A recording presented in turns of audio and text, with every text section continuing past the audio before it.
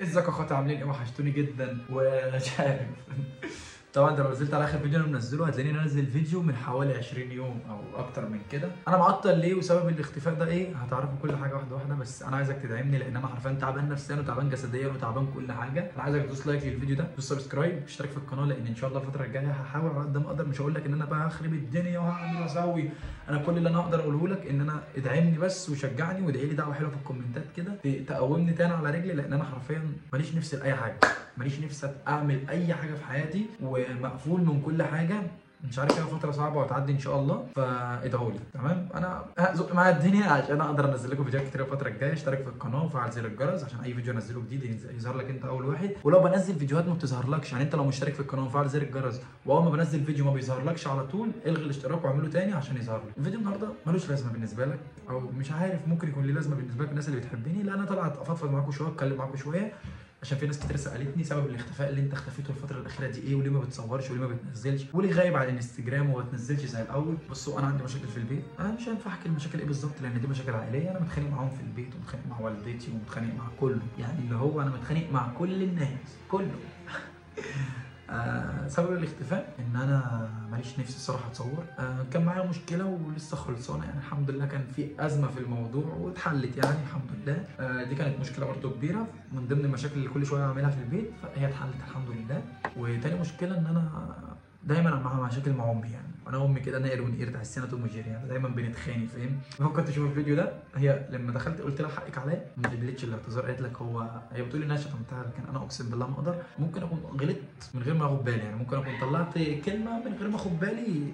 انا بتعصب بسرعه وخلقي ضيق وبتضايق على اي حاجه بتضايق، وممكن اعمل اي حاجه من غير ما اخد بالي فاهم. يعني انا ممكن اعمل اي تصرف من غير ما اخد بالي، اللي هو اقعد مع نفسي طب انا ليه عملت كده، انا ليه ايه اللي خلاني وصلت لكده. يا ريت تشوفي الفيديو، يعني يا ريت، يعني ما تعرفش انا بحبها جدا وبعتذر لها قدامكم ان انا لو طلعت اي حاجه من اي حاجه قلتها غصب عني ما كنتش واخد بالي منها، ما تزعلش مني. هي لما قلت لها حقك عليا بعتت لحد بتقول لي منار هو بيشتمني قدام الناس، مع اني فاكر والله العظيم قلت ايه، انا ما خدتش بالي انا قلت ايه فاهم. فانا دلوقتي ما اعرفش كام الف هيشوف الفيديو، فانا بعتذر لك قدامهم وبقول لك حقك عليا. وما عملتش ستوري بقى ولا انا ما رحتلاش البيت لحد دلوقتي، انا بقى لي حرفيا اسبوعين مش في البيت لاجل ان انا وهي زعلانين ولاجل المليون حاجه كده ورا بعض. فانا بعتذر لك قدام الناس وبقول لك ما تزعليش مني، وانا بحبك جدا وما بعرفش اوضح ده، يعني انا مش بعرف ابين حبي، يعني وانت اكتر واحده عارفه ده، يعني ما بعرفش ابين حبي للشخص اللي قدامي، هي امك يا ابني وممكن انا ما بعرفش، انا فيها طبع غريب اللي هو ممكن اكون بموت فيك وبعشقك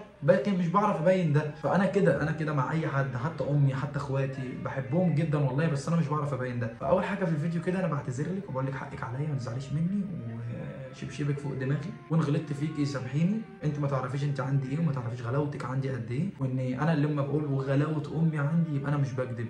يعني انت عندي غاليه، انت غلاوتك عندي كبيره انت ما تعرفهاش، مش هعرف اوضح لك ده، مش هعرف ابين لك ده، يعني انا مش هعرف ابين ده لان انت عارف انا ما بعرفش ابينه. بس انا بعتذر لك قدام الناس كلها قبل ما اتكلم في اي حاجه. انا في مكتئب وتعبان نفسيا لان انا لما بزعل انا وامي مش ببقى مبسوط، يعني انا بحس ان في حاجه ناقصاني فاهم. انا امي بشاركها في كل حاجه يا جدعان، امي لو بعمل غلط بتبقى عارفه، بعمل اي حاجه امي بتبقى عارفاها. انا قريب من امي شويه فاحنا زعلانين مع بعض، وده اللي مخليني تعبان نفسيا ومش ماليش نفسي اعمل اي حاجه. فانا اللي مليون مره بقول لك قدام الناس حقك عليا ما تزعليش مني. انا هحاول على قد ما اقدر حد يبعت لك الفيديو ده عشان تشوفيه، عشان ما تبقيش شايله مني. فبس ده اول حاجه. تاني حاجه الناس اللي بتسال انت ومنار رجعتوا، او انا ومنار رجعنا الحمد لله، رجعنا لبعض. طب ليه مش بتصوروا مع بعض؟ انا الصراحه مش عاوز اعمل الخطوه دي دلوقتي غير لما ان شاء الله يعني عندي الامور تهدى في البيت وهي عندها الامور تهدى في البيت، وعلى الاقل نقرا فاتحه وبعد كده نظهر قدام الناس بحاجه رسمي ان شاء الله. خلي بالك عشان ما حدش يقول لي ده هم اللي اختاروا كده، او لا ما حدش قال لي كده خالص. انا وهي رجعنا عادي، بس بنريح الدنيا عشان اخر مره كنا سايبين بعض وقلنا نهائي ان احنا نرجع لبعض. فانا جوايا كده ان شاء الله ان انا اول ظهور لينا ان شاء الله على اليوتيوب او في الميديا عموما، احنا كده كده نزلنا صور على الانستجرام وبنعمل منشنات لبعض على التيك توك، لكن ما صورناش حاجه مع بعض ولا هنعمل اي حاجه. ان شاء الله لما يكون حاجه رسمي قريب ان شاء الله بعون الله الدنيا بس تهدى وهم عندي يرضوا عليا وعندهم نرضى على بعض كده ان شاء الله، وكل حاجه تبقى الامور تمام ونطلع لكم بصوره كويسه قدامكم. انا يا جدعان مش عاوز اي حد يزعل مني، اي حد شايل مني يا ريت ما يزعلش. انا واحد طايش، انا دماغي طايشه، بعمل اي تصرف من غير ما افكر فيه. انا عايزكم تدعوا لي الفتره دي، تدعوا لي، او انا هقولها لكم تاني، انا ومنار رجعنا لبعض وكويسين الحمد لله مع بعض بنتكلم، وهي حد انا مش عارف اوصفه بايه، هي جنبي الفتره دي جنبي جدا. مش سايباني في اي حاجه. انا مش عارف اقول لكم كل الغرض من الفيديو ان انا طالع احكي معاكم في اي حاجه، انا عايز اتكلم معاكم في اي حاجه. عارف انا اكتر حاجه بتبسطني لما ابقى بصور لكم فيديوهات، لما بنزل لكم فيديوهات باستمرار، بحس ان انا بعمل حاجه، فاهم؟ بحس ان انا في حاجه حلوه بعملها. ليه؟ لان انا اقسم بالله اقسم بالله غرضي من الفيديوهات والله ما ببص للفلوس. يعني انا لما باجي انزل لكم فيديوهات او بستمر، اخر حاجه بفكر فيها الفلوس. انا بعمل حاجه انا بحبها، يعني دي حاجه انا بحبها، بحب الناس تشوفني كده دايما على طول.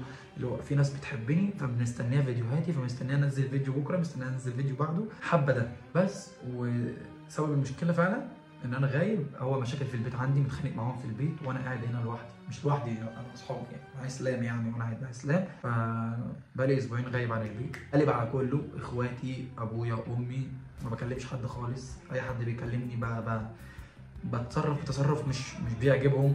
ليه؟ مش عارف، انا متوتر، فاهم؟ اللي هو بقى في سن التوتر كده، وكل دماغي بقت تصدع من كتر التفكير ومن كتر الضغوطات. انا مضغوط يا جدعان، مضغوط لدرجه ان انا مضغوط من كل حاجه، فاهم؟ مش عارف، مضغوط من كل. عارف انت لما تبقى قاعد متشتت، مش عارف تفكر ازاي، مش عارف تعمل ايه في حياتك، مش عارف تبنيها ازاي. عارف لما تتحطم من كل حاجه، مش عارف. انا عارف بكلمك وانا مش على بعضي، فاهم؟ ايه ده اعمل فيه؟ انا متلخبط، ده السبب اللي انا بعيد عنه. متلخبط في كل حاجه، مش عارف اتصرف، مش عارف اخد قرارات. باخد قرارات وبرجع فيها، مش عارف اخد قرار صح، مش عارف هل اللي انا فيه ده صح ولا غلط، مش عارف انا بعمل ايه.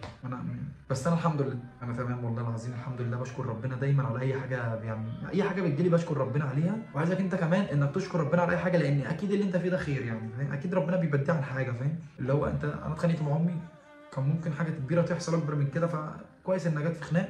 وانا لو بقولها لك المليون، لو غلطت فيك حقك عليا، انا غصب عني. انا والله مش بعمل كده بمزاج، انا في حاجه تعباني مش عارف ايه هي، مش بتظبط، فبتعصب على اي حاجه بسرعه، بقيت بتضايق على اي حاجه، بقيت اي حاجه بتاثر فيا، اي كلمه بتتقال لي وحشه بتاثر، بتوجعني. بقيت عارف اللي هو بقيت حاسس ان انا عايز اعيط على اي حاجه.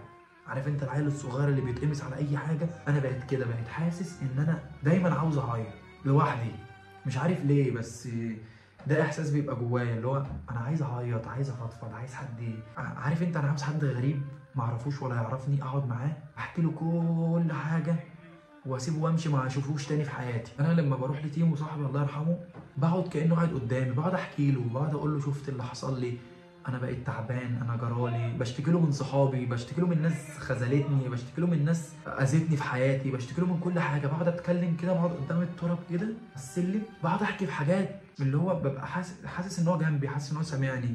بقوم من جنبه مرتاح، بقوم ان انا يا جدعان مش كل حاجه بتشوفوها على السوشيال ميديا حقيقيه بجد. انا بوريك الجزء الجانب الكويس، الواد الفرفوش اللي معاه فلوس، اللي بيخرج، اللي بيجي، الواد اللي مبسوط، الواد اللي معاه فلوس، الواد المشهور، الواد اللي خاربها. انا ببين ده عشان في ناس بتتفرج عليا حابه تشوف ده، عشان بياخدوا مني حاجات اللي هو نعمل زيه في الحلو، ما تعملش زي في الوحش. انا بعمل حاجات وحشه كتير ما تعملهاش، لكن انا مش بحب اطلع اكتئاب وكل حاجه على السوشيال ميديا، لان الناس تكتئب. ايه يا عم الواد الكئيب ده، انت عيل رخم يا ابني، انت ايه اللي انت معيشنا في حزن؟ بحاول على قد ما اقدر ان انا ابين الصوره الحلوه، لكن اقسم بالله انا جوايا تعب، جوايا كسره، جوايا حاجات كتير قوي تعباني، مش انت مش حاسس بيها. محدش بيحس بالوجع غير نفسه. فانا جوايا حاجات كتير قوي تعباني، انا حاجات كتير. كل اللي انا طالبه منك انك تخش تقول لامي ما تزعليش من حامد، دي اول حاجه عشان انا بحبها جدا والله العظيم، بعزك وحقك عليا، حقك فوق راسي، ما تزعليش مني، انا اسف. وانت عارفه ان انا مش بعرف، انا ما بعرفش اصالح، امي وكل حاجه، لكن مش بعرف ان انا مش عارف اعمل ايه. لكن انا بتاسف لك قدام الدنيا كلها. انا ما اعرفش الفيديو ده هيشوفه كام واحد، بس انا بتاسف لك. تاني طلب بقى انك تدعولي، وتالت طلب ان انا منار كويسه، انا وهي كويسين والله، وفي حياتي كويسه.